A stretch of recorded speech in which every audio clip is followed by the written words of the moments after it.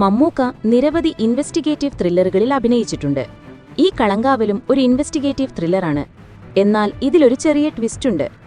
Twist എന്ന് പറഞ്ഞാൽ ഒന്നല്ല, 2-3 എങ്കിലും ഒരു ട്വിസ്റ്റ് തീർച്ചയായും നമുക്ക് റിവ്യൂവിൽ തന്നെ പറയാം.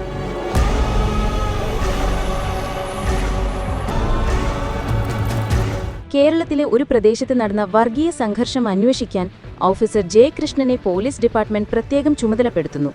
എന്നാൽ അദ്ദേഹത്തിന്റെ അന്വേഷണത്തിൽ ഇത് വർഗീയ കലാപമല്ലെന്നും ഒരു പെൺകുട്ടി വീട് വിട്ടു പോയതിനെ തുടർന്ന് ആരംഭിച്ച പ്രശ്നമാണെന്നും മനസ്സിലാക്കുന്നു. അവിടെ നിന്ന് കട്ട് ചെയ്താൽ മമ്മൂട്ടി ഒരു ലോഡ്ജിൽ തന്റെ രഹസ്യകാമുകി ശ്രുതി രാമചന്ദ്രനോടൊപ്പം കിടക്കയിലാണ്.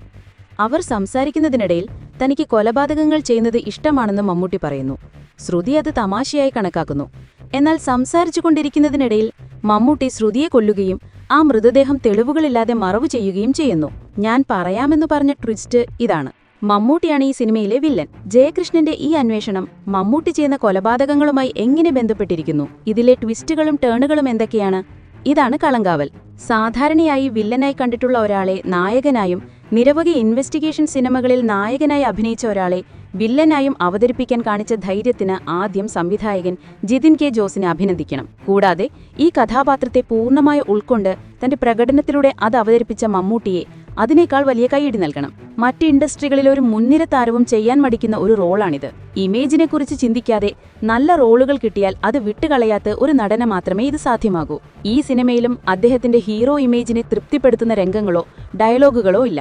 ആന്റി ഹീറോ, എന്നാൽ out and out psycho anti hero തന്നെയാണ്. ക്രൂരമായ ചിരിയിലും ആലോചിക്കാതെ കള്ളം പറയുന്നിടങ്ങളിലും പിടിക്കപ്പെടാൻ പോകുന്നു എന്ന് തോന്നുമ്പോൾ അതിവേഗം പ്ലാൻ ചെയ്യുന്നതിലും മമ്മൂട്ടി ശക്തനായ വില്ലനായി തിളങ്ങുന്നു.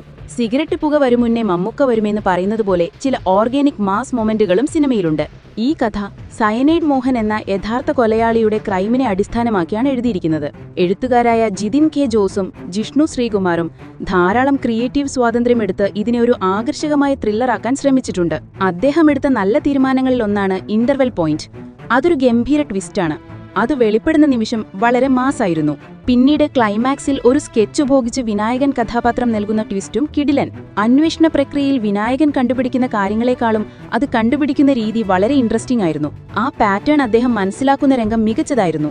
സാധാരണയായി മൊബൈൽ ട്രാക്കിംഗ് വെച്ച് കഥ പെട്ടെന്ന് അവസാനിപ്പിക്കാറാണ് പതിവ്. എന്നാൽ ഇവിടെ വില്ലൻ അത് വെച്ച് പോലീസിനെ കറക്കുന്നത് വളരെ സ്മാർട്ടായ ഒരു നീക്കമായിരുന്നു.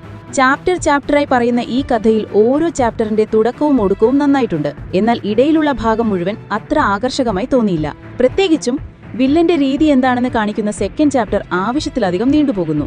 മരണപ്പെടുന്ന വിക്ടിംസിനെ കുറിച്ച് ഒന്നും പറയാത്തതുകൊണ്ട് ആ മരണങ്ങൾക്കൊന്നും ഒരു ഇമ്പാക്റ്റും നൽകുന്നില്ല.